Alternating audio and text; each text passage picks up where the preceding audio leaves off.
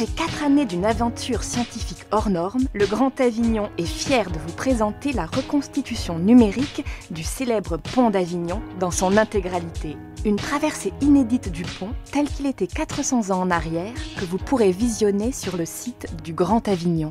Il y a un enjeu qui est très fort parce qu'aujourd'hui, le pont d'Avignon est mondialement connu. Il attire presque 400 000 visiteurs par an. C'est un pont qui est très beau, mais c'est vrai qu'il est l'objet d'une grande interrogation. On se dit, mais ça n'est que ça le pont d'Avignon.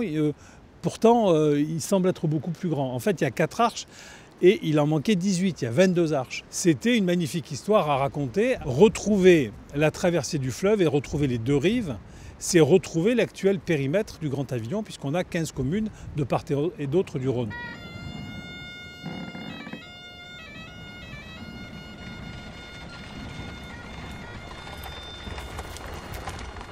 Alors ça a été 4 années de recherche et il a fallu travailler avec des historiens de l'art, des gens qui travaillent dans les archives, donc des historiens, médiévistes, spécialistes des textes en latin. Il a fallu travailler avec des géomorphologues qui sont allés faire des carottages et des mesures dans le fleuve, des archéologues qui sont allés fouiller en bas de la tour Philippe le Bel. Et tout le monde devait apporter sa pierre à cet édifice.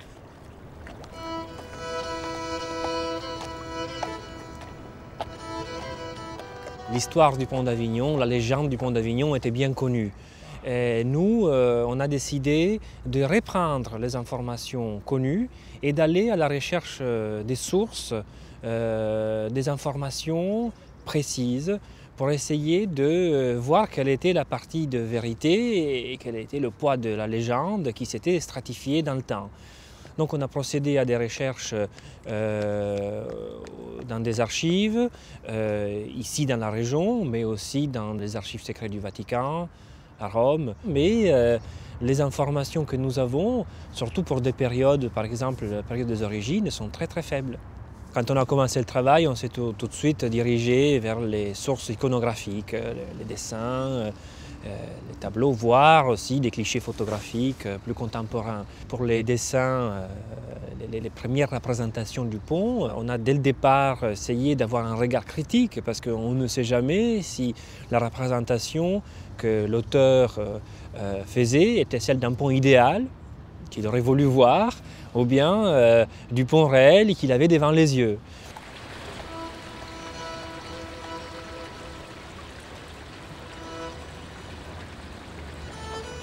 En tant qu'historien médiéviste, notre contribution a été celle de reformuler certaines interrogations qui existaient sur cet ouvrage et qui restent encore aujourd'hui, qui posent encore aujourd'hui problème. Peut-être dans quelques années, les questions qu'on s'est posées maintenant changeront selon les nécessités du présent aussi.